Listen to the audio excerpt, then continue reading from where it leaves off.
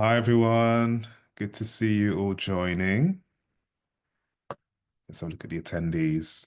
Hi Hazel. It's so good to see some familiar names.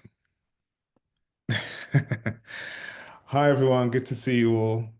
We're just waiting for a few more people. Give it another minute or so. Give people a chance to sort of check in and settle. But good to see you all so far that's arrived. We're at 50 so far. Seeing any other names. Hi Sarah. Hello, hello, hello. Good to see everybody.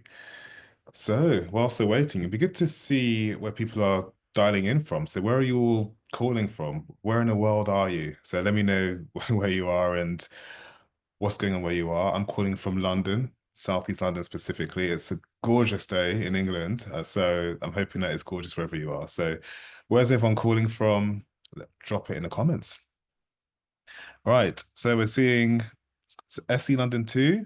Hello, hello. Utah, Burnley. Uh, Oh, I was going to say quickly. Cambridge. Hey, Cambridge. Cayman Islands. Nice. Pennsylvania. Let's see where else. Miami. Very good. Very fun. Sao Paulo. Lovely. Let's go back a bit. Lisbon, Portugal. I'm going to Portugal on Friday. So any tips, Rita, drop them in the chat for me. Uh, let's see who else. St. Louis, Missouri. Nice, nice, nice. Good old Sheffield, UK. Hey, Katie. Hi, everyone. Well, keep dropping your locations in the chat. That's interesting to see where you guys are from. Vienna, Austria, very nice. Philadelphia, nice. Well, a real international crew. Look at us all together. So, yeah, really good to see everyone and welcome wherever you're dialing in from, whatever time it is, wherever you are. It's really, really good to see you all here. So, our webinar today is Pride and Joy, so nurturing LGBTQ mental health. So, we've got a lot to talk about. So, let's just get into it. Let's get into it. So, yeah, so a bit about me. I'm Dr. Anthony Newton. I'm a counseling psychologist, and I spent huge chunks of my career sort of seeing people with sort of common mental health issues like anxiety and depression, phobias, etc. And then later on in my career, sort of specializing more in sort of digital mental health and in occupational well-being, essentially. So, yeah, I've been working in this field for quite a long time, about 13 years. So, and I've done this webinar before, and it's always such a special one for me as a gay man, as a black man. It really means a lot to me. And when I ran it last year, I mean, my goodness, like how much has happened in a year. It's been a lot of change, obviously, but we're all still here. And again, we're international and seeing people from around the world just coming and attending and showing up and interested in this topic of LGBTQ mental health. It does mean a lot to me personally. So, I mean, pride to me it means it's about truth, really. It's about truth and authenticity. It sort of asks a question of, who are we as people? How can we understand ourselves? What does it mean to be human? What does it mean to be LGBTQ? And how do we communicate that, or how do we think about that to ourselves, first and foremost, and to the world, essentially? And I always think about pride as again, it invites us or invites me at least to think about the type of world that I want to live in, really, and what steps I can take towards realizing that and making it a possibility. And also it's about celebration. It's pride. It's about celebrating who we are as people, celebrating our differences, coming together really, and just taking time to sort of understand each other. So again, that's why I'm so hopeful that to see all of you here, because you're very much on that journey. We're very much on it together. So yeah, I'm just thrilled to sort of run it again.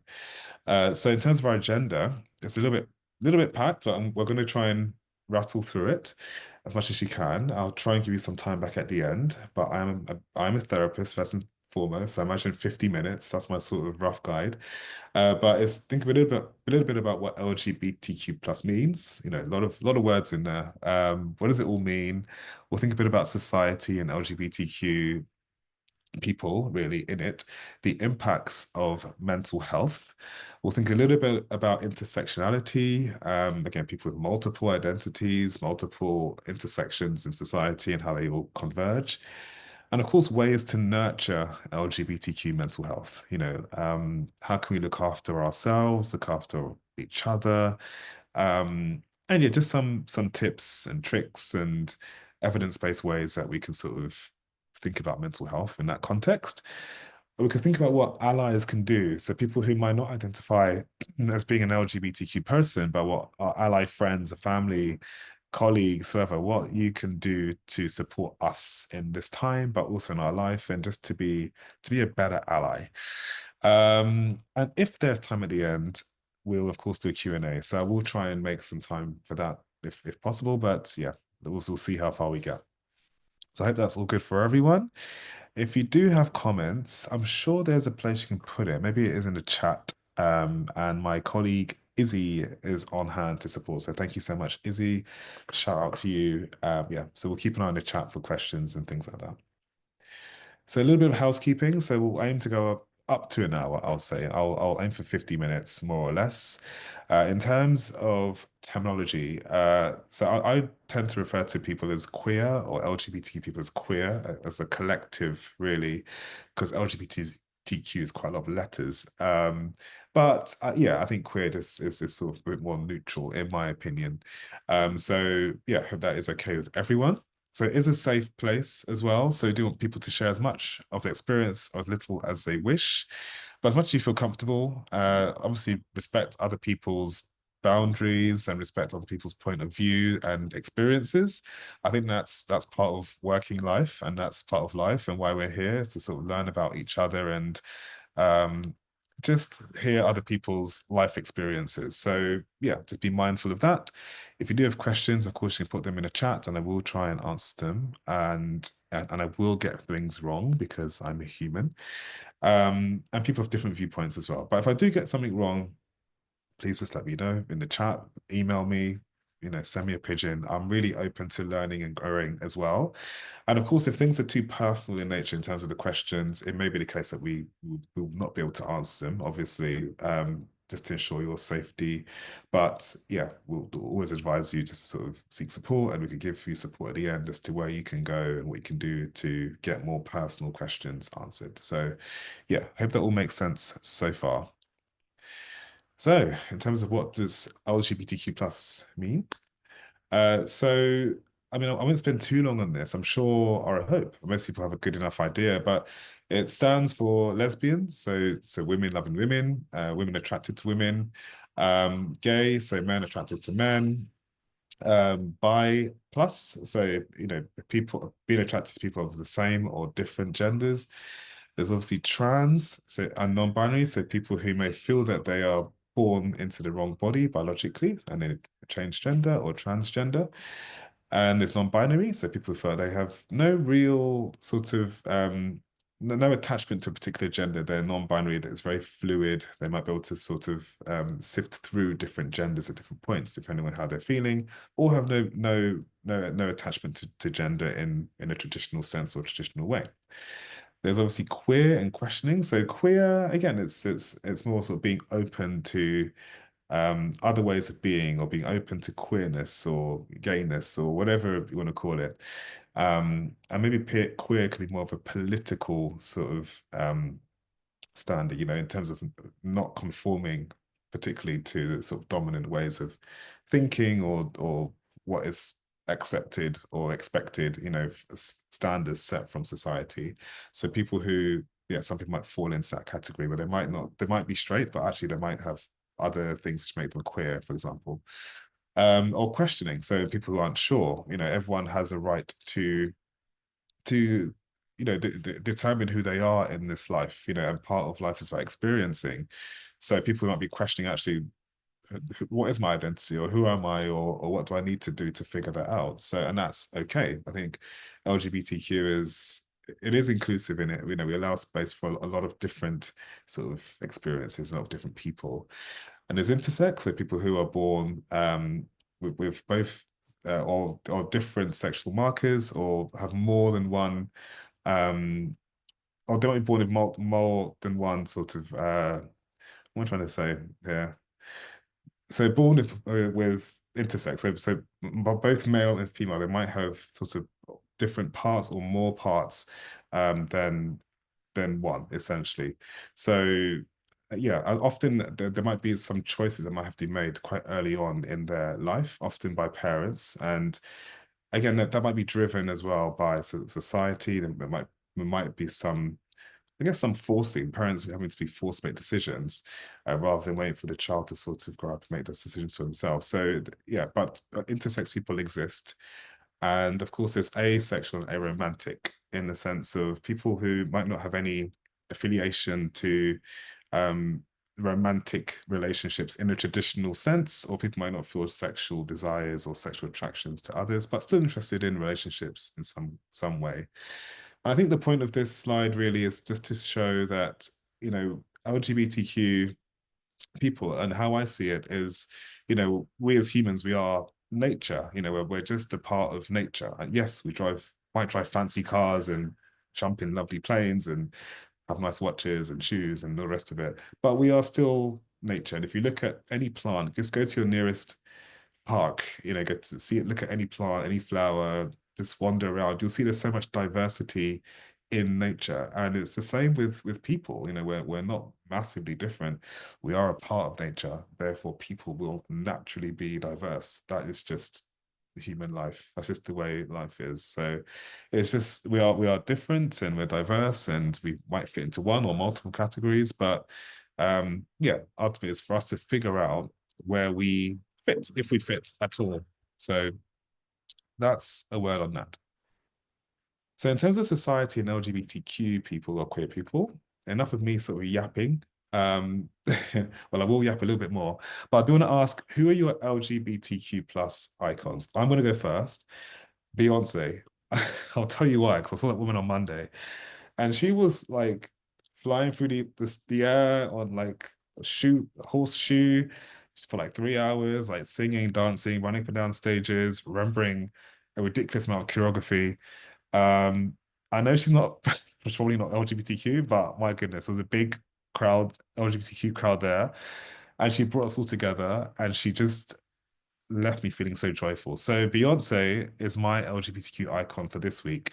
So I'd be interested to know who are some of yours, and yeah, who do we have in mind? So looking at the chat very quickly. So we've got Elliot Page. Yeah.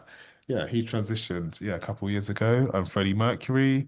We got Monroe Bergdorf. Yeah, definitely one of mine. She's so inspirational. And she did some work with Unmind a few years ago. So if you're on the app, you can check out her interview with Steve. Gaga, of course, why not? Loving this new Gaga era myself, must admit. Madonna, obviously.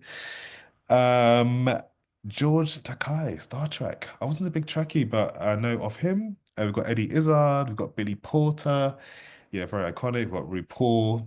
Oh, George Michael. Oof. Yeah, I mean, I get goosebumps when I hear his music. He's so talented and yeah, incredible. A lot of Chapel Rowan. What's going on with her? Fan, fans in the building. And Yasmin Benoit. I don't know too much about her, but yeah, I have to Google her. Tom Daly, of course. I think he also did some work with us at Unmind. So yeah, lots of us, lots of people. So thank you so much for sharing your reflections and your icons. All good. So yeah, here's some other people here. Scott Gillian Anderson. Um, yeah, Warhol, Bergdorf, and Turin. Yeah, so loads of icons here. So Akuti Gatwa, people putting in the chat. So yeah, the point really is that as well, we've been around. We have been around, and we come in different shapes, sizes, forms, ethnicities, races, genders, yeah, you can find queer people in all aspects of human life. Again, because that is part of diversity. That's just part of your life. So we've been around, we will always be around. And yeah, we're not, it's a new phenomenon, of people. It's just how we're understood might change over time. So in terms of queer joy, let me go back to my slides. So queer joy, yeah, it is important. I guess queer joy for me personally, it's about freedom. It's about being able to be who you are. It's about, yeah, sort of liberation. It's about connection, finding community for sure.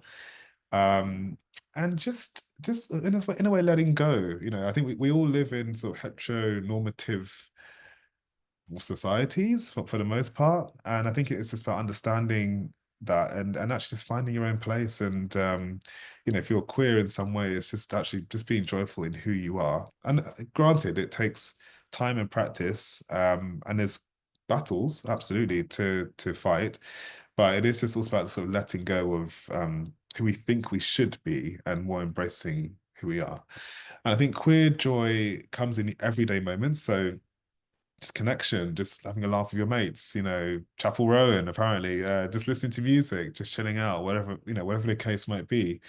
Beyonce concerts. You guys are gonna be sick of me by now this with Beyonce, but yeah, it's you know, whatever it is. Pride parades, absolutely. So again, that protest really is a pride is a protest, and it's remembering that, you know, that we have to fight for our rights, you know, now more than ever as well, and again.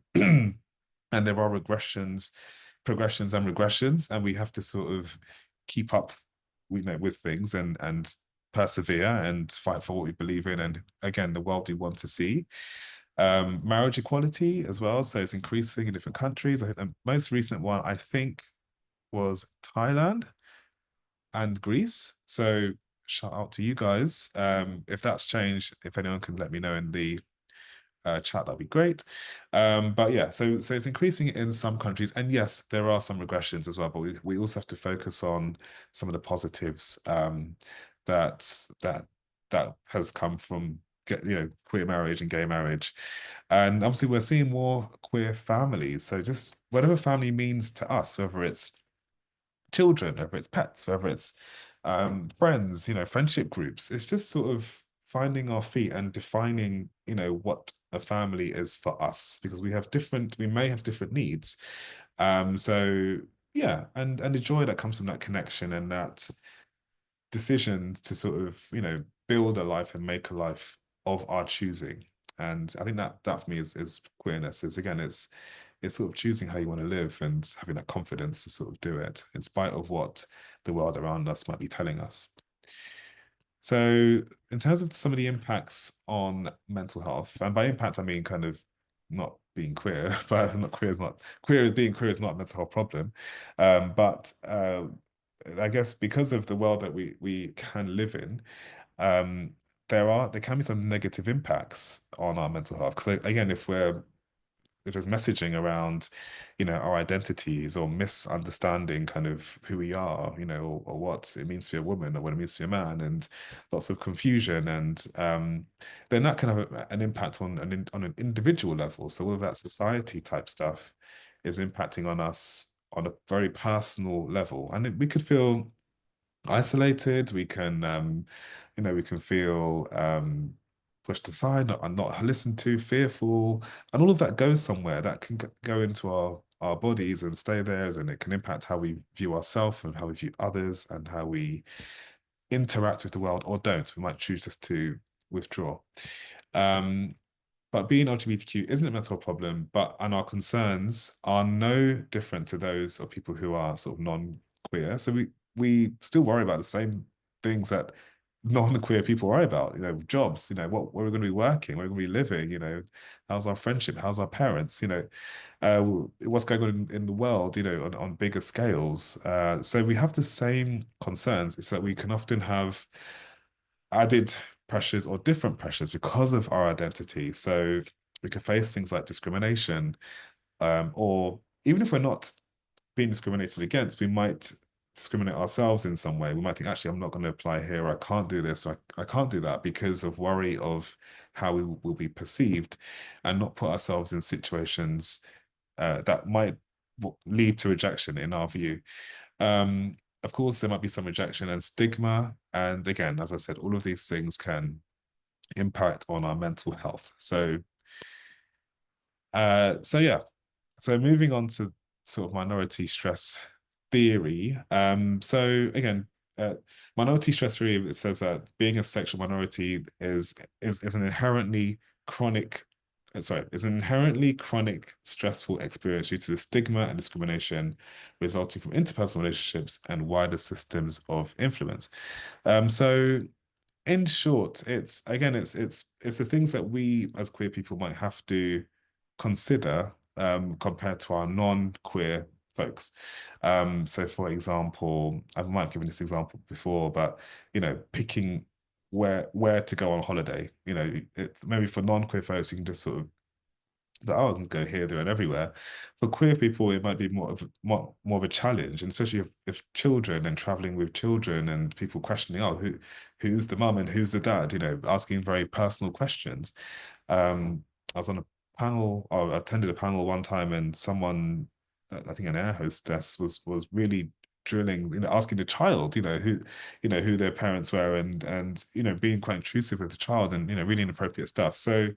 And I think all of that adds to stress. It's the stress of being a minority in some ways. There's a sense of not being able to move as freely through life as our non-queer folks. And another examples include misgendering, through public affections and not holding hands in public, not wanting to appear too queer, workplace discrimination, all those sorts of things. So, and as I say, all of those stresses, they go somewhere. They're in our bodies, and we might feel tense and walk around in the world sort of just with a sense of unsafety. And it's like everyone knows what it's like to be stressed, for sure. Heart rate increases and maybe sweaty or avoidant. We want to avoid the things that cause us stress, but therefore that means we might not be living life as fully as we would like to be. And don't get me wrong, this just to contextualize things as well. Uh different places in the world, I guess the stress is like it might be harder to be queer in different parts or places of the world compared to others. So um for some people, this minority stress is their baseline, that is their sort of reality, and that they literally cannot come out, or they literally cannot question things or talk about their experiences because it's not safe to do so. So it's important to think about those realities as well as more liberal realities, which still causes stress. So the effects of minority stress on mental health. So as I say, if having a sustained amount of stress on your body, that's going to affect your mood. So I guess you can be more likely to experience anxiety and depression, and that's from research as well. Queer people are more likely. There's a higher population.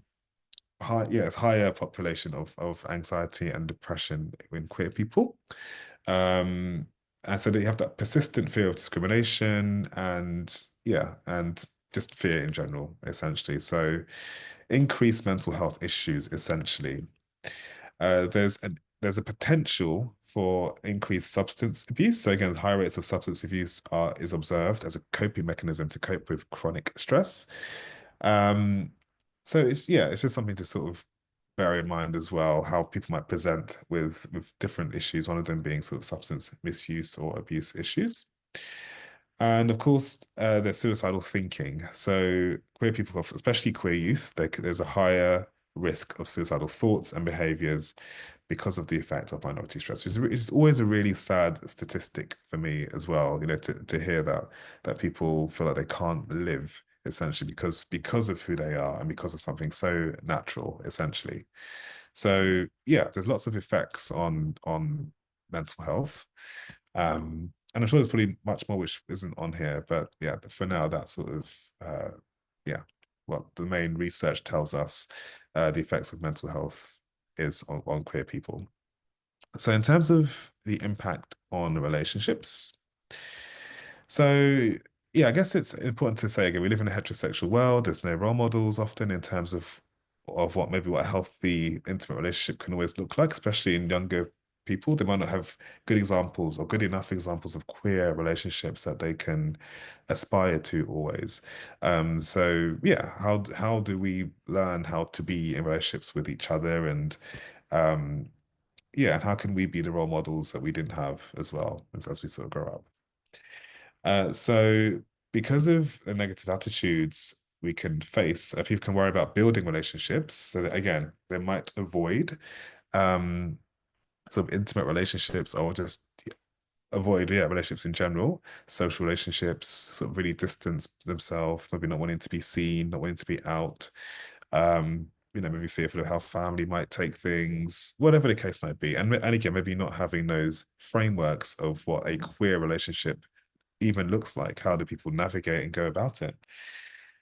So some people may suggest that queer people don't experience as much discrimination as other groups, and we may be told or feel you're not queer enough to be part of some spaces or communities.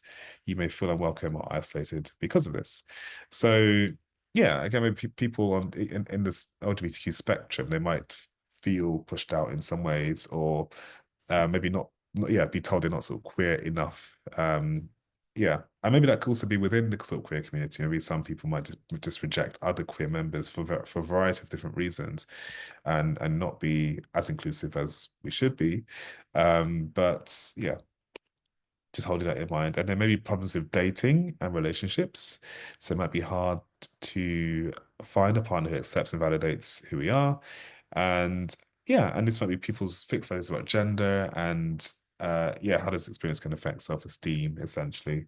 So yeah, with dating, it's about sort of self-worth, really, isn't it? And yeah, like just again, if you've had all the sort of previous experience of discrimination and all the rest of it, all of that can knock our self-worth and our sense of self. So when you're going out to dating world, maybe picking people who aren't suitable, or people who wouldn't sort of value us as people, or see our self-worth in those ways. So yeah, it can really have a knock-on effect on our sort of relationships and who we pick, and yeah, and have an impact on self-esteem overall.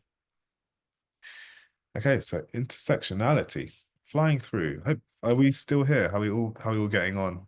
Everyone's understanding, and I'm not flying through too much. But yeah, intersectionality. Um, all good. Great. Thanks. Still here.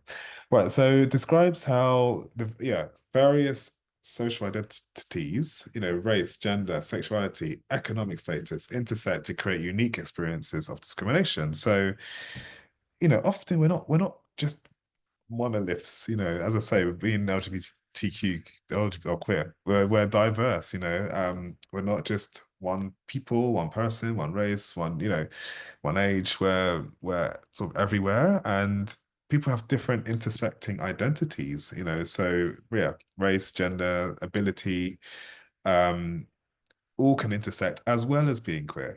Being queer might not be our only identity. We might have other identities to hold on to and stem from.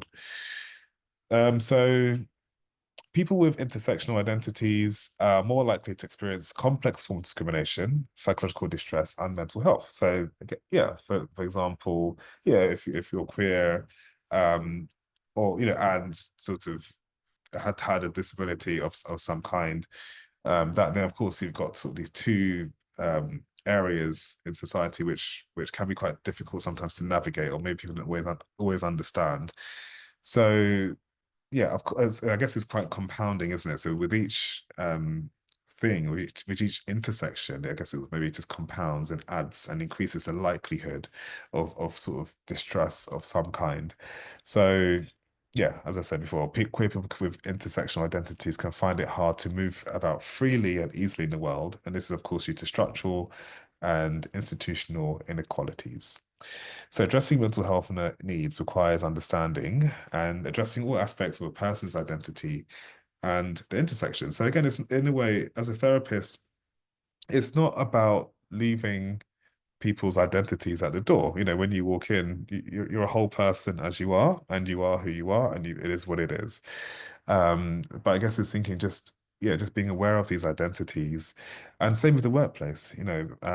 If it is safe to do so, of course. When you walk into work, you're a whole person. Is how can you bring your full self to work as much as possible, within reason. But yeah, just bring your multiple selves to work, and how do they help you? These are different identities. How do they help you in what you do? How do they help you see the world? How do they help you problem solve? How do they help you be emotionally present for others who might need help. So, these things are all, it's great to have different identities. And yeah, and I guess it's having that growth mindset. These things are, they can be challenging because the world around it makes it challenging rather than it being challenging because of who we are. It's that kind of thing. And he's using that to sort of fuel us and grow essentially, rather than sort of be too victimized by what is placed on us essentially. So in this wheel, there's different, I guess, intersectional identities. You got sort of, and you can see it in the middle. It's power, and I guess the closer you are to the middle, I guess the more power in society, often in the West anyway, I should say, you will be. So, for example, if you're sort of white, college educated, able-bodied, heterosexual, cisgendered male, neurotypical, slim, owns property, rich, English, then you're more likely to be at the center of power. Again, it's not the case for everyone. And the further away you move, so again, so dark skin, undocumented, non-English, poor, homeless, larger body size, significant neurodivergence, trans, intersex, and non-binary, lesbian, bi, pan, or asexual, or had significant disability as well as lower education, then of course you're according to society, I guess that you'll be more at risk or less power often, and more at risk in some ways of mental health distress potentially. Again, depending on sort of how we're treated and depending on our life experiences. Does it all make sense so far? I know it's quite meaty, a lot to get your head around, but it's just understanding how these intersections impact on us mentally and yeah, holding on to them. Okay, so looking for time. We've got about 20 minutes or so left. So it's good to sort of move into ways to sort of nurture our mental health. So we've covered quite a lot of the background, a lot of the basics. We understand some of the problems that we could face. So yeah, let's move into what we can do about it. So the first thing, so self-acceptance and self-compassion. So self-compassion refers to being kind and understanding towards ourselves, especially when we're suffering or feeling shame. A good way to introduce the concept is to start by considering the following. So, yeah, self-compassion. I mean, just being kind to yourself. I know it's easy to say, isn't it? But it is a practice. It's something that you have to actually practice and apply. So I guess it's more how do you talk to yourself? I guess in a way, a lot of these things about what are you noticing in terms of how you speak to yourself, and what are you noticing in terms of just the inner dialogue, and then again through therapy or through structured support or whatever, you can maybe trace it back to events or times or where it came from. But the responsibility really is on us in the here and now to sort of change and work on those. So part of and some people can actually find it really cringe and really hard to be compassionate to himself, which is also interesting when you think about it, isn't it? So why is it cringe to be kind to yourself or to speak kindly to yourself? So I think it's just holding that in mind. So again, maybe there's some words or phrases that you could hold in mind if you do notice yourself having that harsh inner critic. Just saying that, we did not choose to be discriminated against or abused. Yeah, just sort of having that as a bit of a mantra. It wasn't a choice, and it's also knowing what is yours in terms of what is our responsibility and what is someone else's. If someone is homophobic or racist or whatever it is, that isn't on you, that's on them. So I know we might feel the effects of that, but ultimately that's not the battle for you to fight. That's for that person to sort of come to their own conclusions around that. You can also say, we don't choose to live in or grow up in a country that may have had or has active laws, policies against being queer. I mean, I guess even probably now so more than ever, with some regressions around the world. It was not a choice. And again, it's thinking, in some ways, going back to the power wheel that I shared. It's almost a question of why why target certain groups of people, and who is doing the targeting? And so I guess there's something about, if there's something about being I guess when someone's being a threat to people in some ways, and yeah, hence why we're targeted, in various ways, in various capacities. So it's just sort of questioning who and why, really. And also, it's not, may not be our choice to have lived or grown up in such a way, in such a place. So if bad things happen to us, obviously we didn't choose them, something we could blame ourselves. But again, it's not of our choosing. And again, there's a lot that we do not have control over. So it's just sort of holding that in mind. Learning to sort of let go of things and be present, being in sort of here and now. Yeah, and just trying to say, actually, here and now, we are safe, we are well, we are all in this together. We're at Unmind watching me talk about this. And this is the most important moment of your life, essentially, because it's what we have right now. So it's always trying to bring yourself to the here and now, ground yourself, and yeah, and just sort of focus on what's in front of us and what we can control.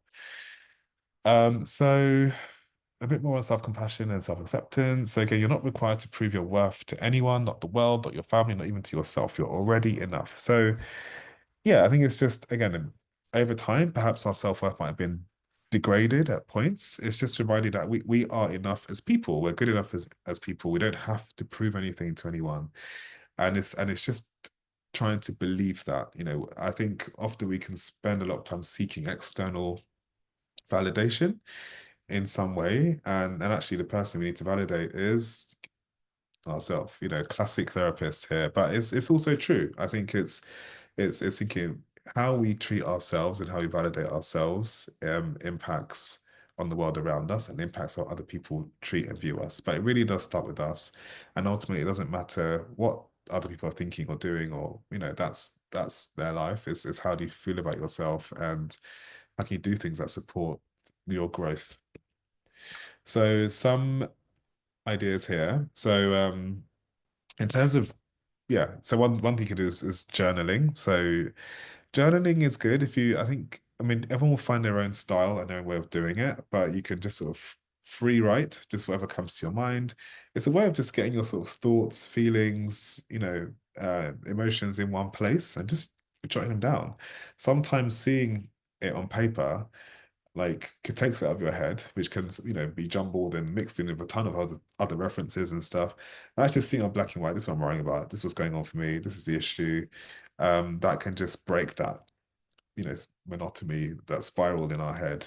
And it gives us a bit more power and control to sort of like I see it. So, see what we're worrying about and actually what can we do about it. So there's also compassionate, write yourself a compassionate letter so you can, I guess you can just imagine yourself, write a letter to yourself of the past. For example, if you're struggling with things from the past or struggling with your identity or just writing a letter, how have you grown? How has life changed for you? Again, it's changing that inner voice, which the first step with anything, any kind of therapy that you do, any kind of self-help, any kind of anything, is just awareness. How are you speaking to yourself? In what language? Whose voice is it even that you're hearing, that you're listening to and hearing? What does it sound like? Is it mostly positive, mostly negative? It's just, and then learning how to sort of change and challenge it, which takes time because a lot of our thoughts are automatic, they're autopilot. We don't, I don't know how many thoughts we have per day, but it's a lot, in the thousands. Um, and that's why things like mindfulness, it gives you a chance to catch those thoughts in the moment. Stop.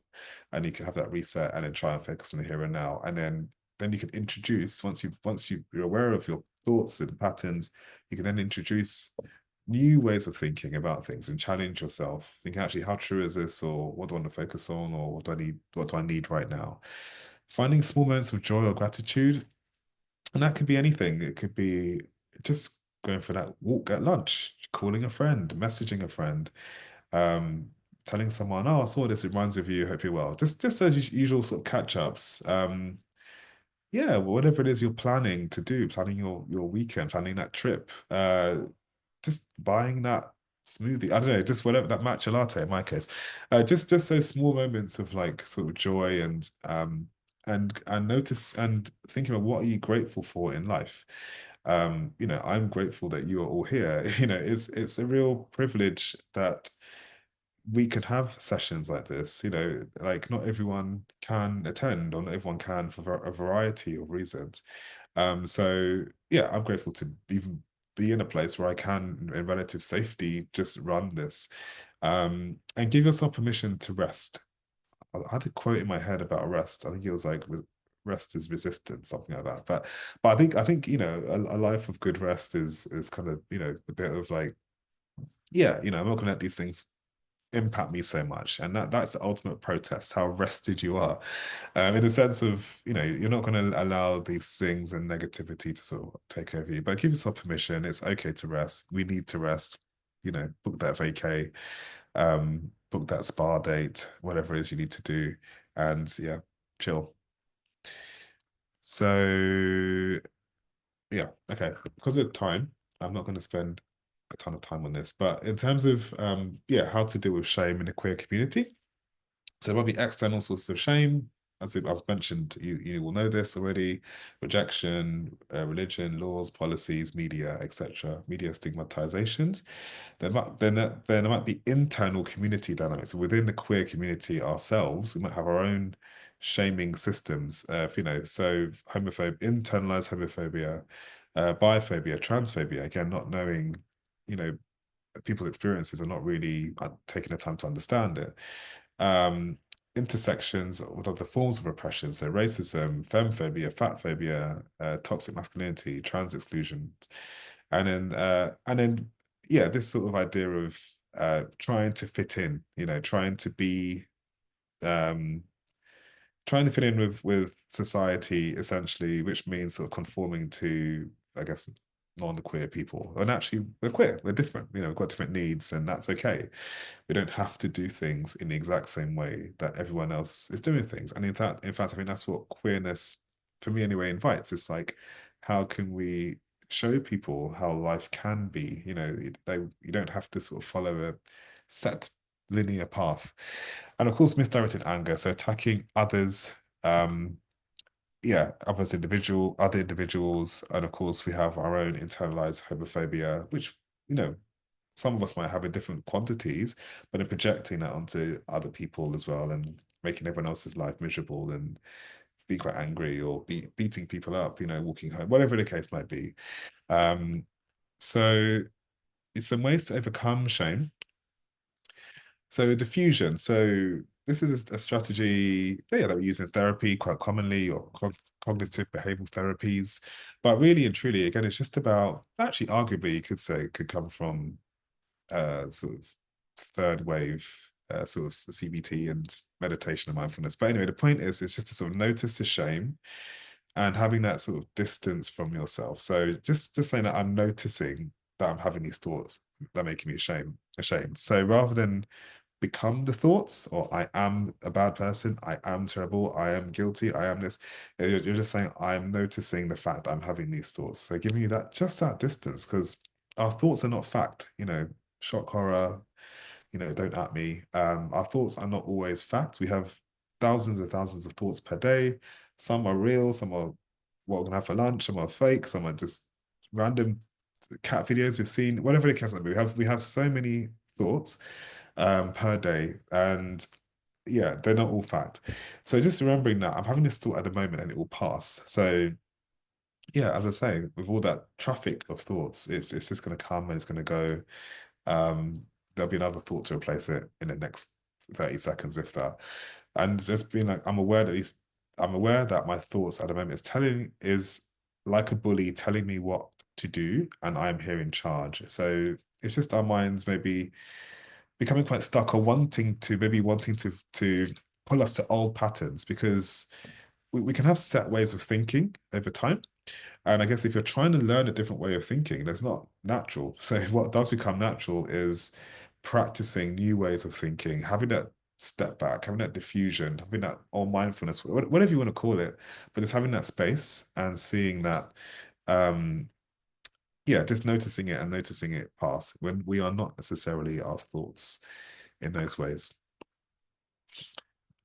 So again, I'm not going to spend too long on this, but because so paying attention to your body language, because again, when you're ashamed, you might shrink, you want to hide away, go into fight or flight. Um, yeah, it's want to run away. And actually, it's just trying to focus on your breathing. In many ways, practicing making yourself bigger, stretching out, just making yourself taller, and trying to just speak more confident and speak, in front of a mirror or whatever the case might be. Um, yeah, and as well, so things like yoga could be good because obviously lots of power poses in yoga, strengthening your body, but actually it's whatever works for you. I mean, singing, dancing, poetry, performing, drugs, whatever. Just trying to find your voice. And of course, you can always journal and keep a diary or write yourself a letter, compassionate letter if you feel ashamed. So in terms of community, very, very, very, very important, I would say, in my opinion, 10-10 would recommend. I think it's just trying to find people that are like you, that share your values, really. I mean, that's for anyone, really, isn't it? Just trying to find people who have shared understandings or who are curious about the world and you can start wherever you are. You can start at work. If you have groups at work, you're just trying to find other queer folks there, special interest groups or sync groups or ERG groups. Just finding people there. You can look on, attend different courses, different workshops, different webinars. If you like gaming, there's different gaming communities you can find. There's so much opportunities to meet other people online and in real life. And of course, we know the power of community from a mental health perspective in terms of the sense it reduces the loneliness, isolation, sense of belonging. You've got shared experiences.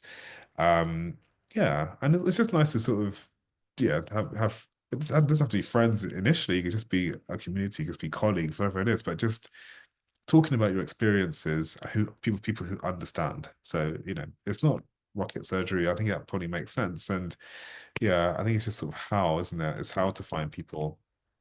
Um, yeah, I've given you some ideas already, but online, different LGBT groups, so local to your area, community centers, events and activities, and professional networks. But I think just trust your intuition and yeah, just do things that you would like to do as well. So if you're interested in pottery, I don't know, whatever, there might be, depending on where you live, there might be certain groups there, or if you're interested in reading, there might be queer online reading groups. Just follow what you naturally would do anyway, or things that you would like to do, but you've been putting off and trying to see where that lands.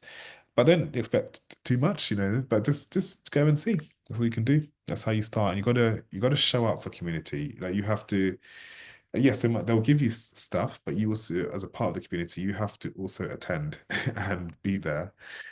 Um, and I guess finally, I've got a few more bits to go through, but in terms of ally support, so an ally, who are they? We all know them, we all love them, we probably have a few in our life. Some of you are probably allies on the call, so thank you for joining us. So it's just a person who supports and advocates for rights of LGBTQ plus individuals, even though they do not identify as queer themselves. So, in terms of being an ally at work specifically, it's just educating yourself and others. So, taking the time to understand people's experiences, that could be doing your own reading, watching videos, following advocates. Monroe Bergdorf is great on Instagram. And yeah, so don't expect to be perfect immediately as well. Yeah, I mean, we're learning about difference, isn't it? And it takes time and learning about culture and queer culture and whatever, black culture, whatever the case might be. And you have to sort of take time to understand that and recognize your position in that. So putting your pronouns in email signatures, yeah, could be helpful for some if you so wish. Again, it's just showing allyship to our sort of trans brothers and sisters. But also, yeah, I guess we shouldn't also leave it to trans people to sort of I don't know, self-identify. It just makes life easier. No one has to sort of come out in that way because we're all out in that regard. And find out about reporting processes in your workplace. So if you did see something untoward, who can you talk to? How can you help that person? How can you stand up for them in those moments? So rally senior leaders to be active champions in pride networks. Don't ask LGBTQ people intrusive questions. And just make sure you're centering the voices of LGBTQ or queer people. Yeah, I think that all makes sense. We're at time almost. Yeah, just massive thank you. There is some more. Well, I was going to ask you what are you going to put forward and take into practice, but that's for your personal reflection. So do journal about it. Do take some notes. Like, what have you learned? What do you want to challenge yourself on? What do you need to know more of? Just ask yourself those questions and give it a good shot. So yes, if you're interested. If you've already got the Unmind app, brilliant, you're ahead of the game. So just use that, download that. There's support on there that you can certainly utilize to support you in your mental health. I've got so many hours of content. You might even see me on there if you're really lucky or unlucky. And yeah, just in terms of anxiety, depression, panic attacks, and some LGBTQ specific content on there as well. So please have a look. And if your organization provides access and you haven't signed up yet, you can obviously scan the QR code and just get it downloaded. Like, what are you waiting for? Or you can also just reach out to your HR or wellbeing team for further support as well. Right. I think that is me for today. I just want to say massive, massive, massive, massive, massive, massive thank you to all of you for attending. I'm so, so sorry I didn't get a chance to do questions. I really am sorry about that.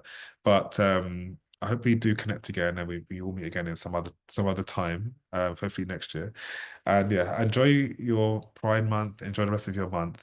And I really appreciate all of you being here for your energy and your interest and for listening to me yap about Beyonce. Happy Pride to everyone. And thank you all so much for your contributions. And I hope to see you all very, very, very soon. Take care, everyone.